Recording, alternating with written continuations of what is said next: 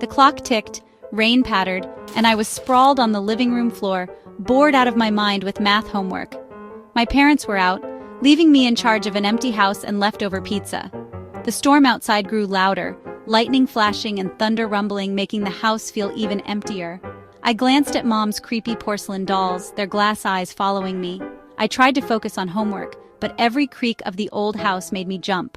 Finally, I gave up, got a glass of water, and tried to shake off the uneasy feeling. The storm raged, but inside, I felt safe, at least for now. I thought about playing video games before bed, completely unaware that my boring night was about to change.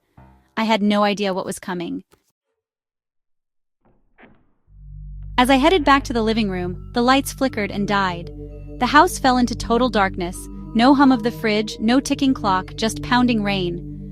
My heart raced as I called out, but of course no one answered. I stood frozen, the darkness pressing in, every shadow suddenly menacing. I needed a flashlight. Dad kept one in the kitchen junk drawer. I shuffled forward, hands outstretched, every familiar shape now monstrous in the black.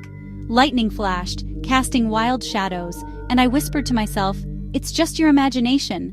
But deep down, I wasn't so sure. The darkness felt alive. That's when I heard it. A scraping sound from upstairs, deliberate and slow. I froze, listening as it stopped. Then a floorboard creaked directly above me. My blood ran cold. Someone or something was moving up there. A cold draft curled around my ankles, carrying a musty, rotten smell. Fear rooted me in place, my mind racing for explanations. Then, a whisper, dry, raspy, and unmistakable, echoed through the darkness. It said my name. Danny. I wasn't imagining it. I wasn't alone. Something was here with me. Panic took over. I ran for the kitchen, desperate for the flashlight. I crashed into the table, scrambled to the junk drawer, and fumbled through the mess. The scraping sound grew louder, now coming from the living room. My hands shook as I searched, the noise dragging closer. Finally, my fingers closed around the cold, heavy flashlight.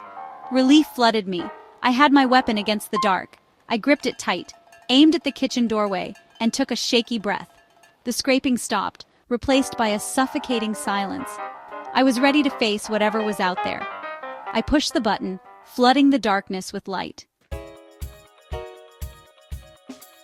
The flashlight beam cut through the black, revealing the kitchen and hallway.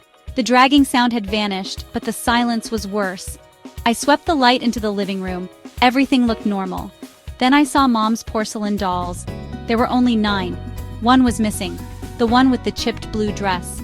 My breath caught, a floorboard creaked behind me. The icy draft returned, swirling around my neck. I turned, flashlight trembling, and the beam landed on 2 small porcelain feet. My eyes traveled up to the chipped blue dress, a pale hand clutching something. It was the big, heavy-duty flashlight, the one that should have been in the kitchen drawer. I was never alone in the dark.